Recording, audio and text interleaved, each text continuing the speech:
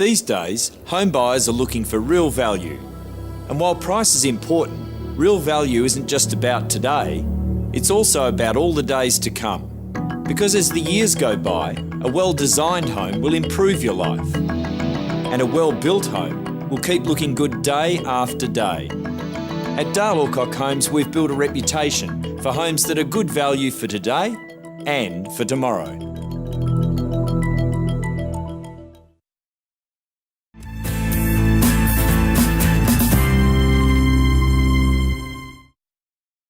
Well, normally at this time in the show, we meet with Phil Knight for Things I Wish I Knew at 20. Firstly, thanks, Phil, for the series. It's been very enlightening. My pleasure. Where did the idea come from?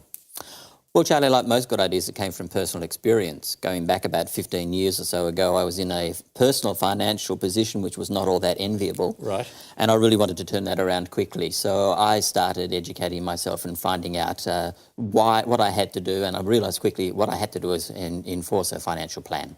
And I believe you have 3 boys in their 20s, can't call them boys, young men in their 20s, sons of yours. This is the sort of advice you'd like to give them or are giving them at the moment. Is that the idea?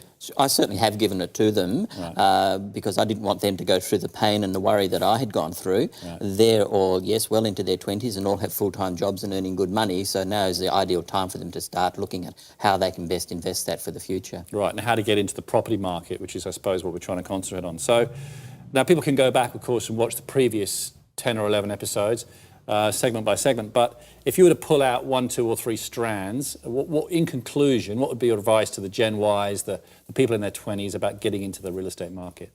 Yeah, sure. The first thing is you've got to be educated. You have to really know your financial position and really know a few basics. Yeah. Easy way to do that is to go to a bookstore, look at the personal financial section, leaf through the half dozen books there and you'll start to see some very common trends. Right. And then secondly, set up a budget. We have a bad reputation and feeling about budgets because we always think of the government cutting costs or putting things up. But really a budget is about knowing how much money you're earning and where you're spending it. And if you don't know that, you can't put in a decent plan. Now, there are lots of wealth creation seminars. You say go and get educated. You look in the paper almost every weekend screaming at you. A lot of them, I think, we'd advise people to sort of run for the hills rather than go to some of those. How do you know what's good advice? We say go and get educated. Which books are good, which ones aren't? Where should we start?